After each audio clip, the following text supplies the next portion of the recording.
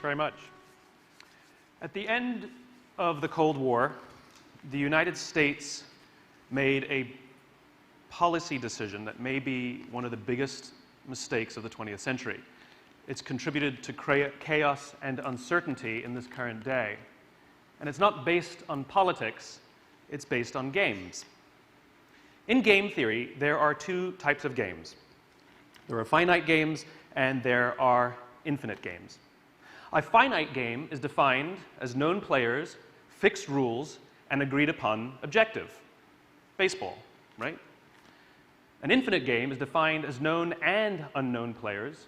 The rules are changeable, and the objective is to perpetuate the game. When you pit a finite player versus a finite player, the system is stable. Baseball is stable. So is conventional war, for that matter. When you pit an infinite player versus an infinite player, the system is also stable. The Cold War was stable. And that's because in an infinite game, there are no winners and losers. We cannot lose the game. And so we work to keep the game in play, right? In fact, because there are no winners and losers, the only thing a player can do is drop out when they either run out of the resources or the will to play. Problems arise, however, when you pit a finite player versus an infinite player. It's the finite player who then gets caught in quagmire.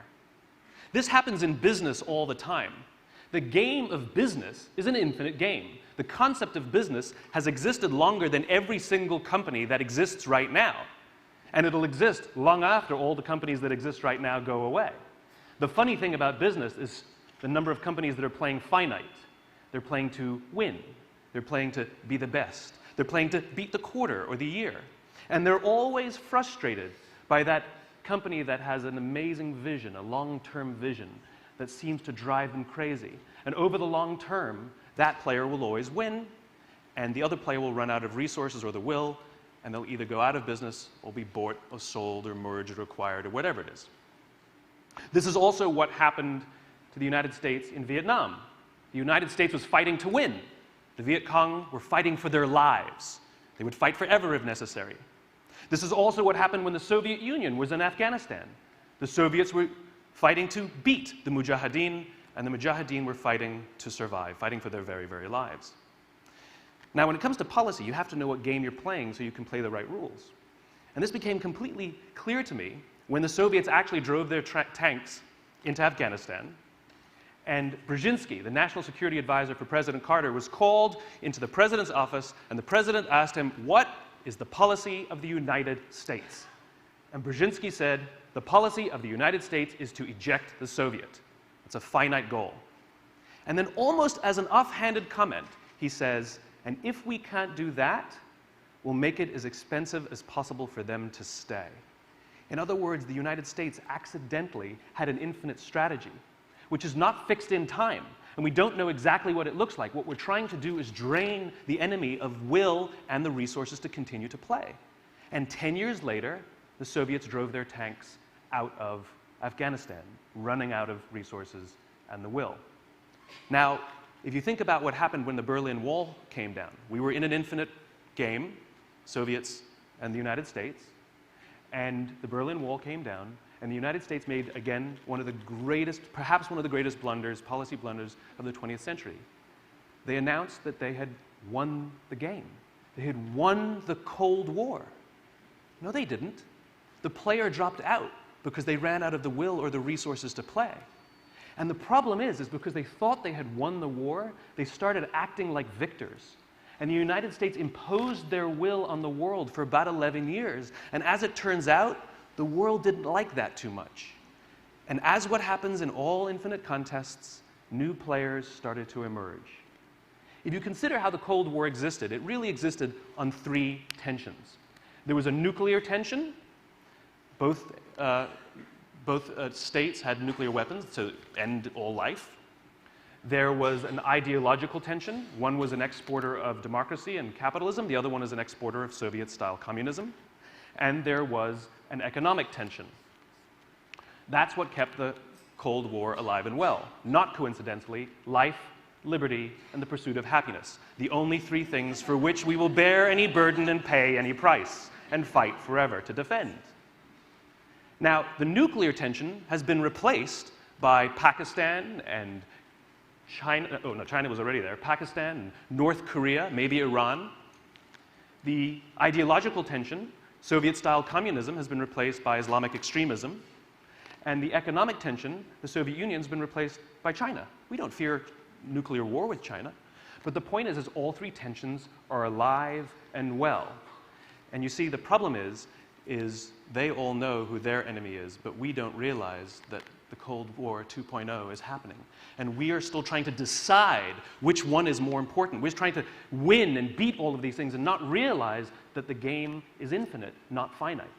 And the United States policies these days have become shorter and shorter term, which creates turmoil and chaos in strategy and how we present ourselves to the world. The easiest way to understand the game you're in is when you have an opposing force. In other words, not that, right? So you want great leadership. You want somebody to say what we stand for, but if you don't have that, you get to say not that. So it was really easy. The intelligence services, for example, during the Cold War, they fought like cats and dogs like they fight now, but they could all agree on one thing, not that. And they worked really, really well to combine their forces to face the Soviet Union. We don't have a singular not that anymore, and so we're all over the place. But all of our enemies all have a singular not that, and it's us. Ideally, we want to run all of our decisions through our values. These are what make us enduring. Our values are enduring, and this is what is the foundation of an infinite contest. So you consider up here is where our values lie, what I call the why, our values, right? These things are infinite. They're enduring, right? Down here, you have what I call the what. These are our interests, and they are finite. And ideally, what you want to do is you run all decisions through our values and then through our interests. Let me show you what that looks like. Sometimes they go in our favor and sometimes they don't.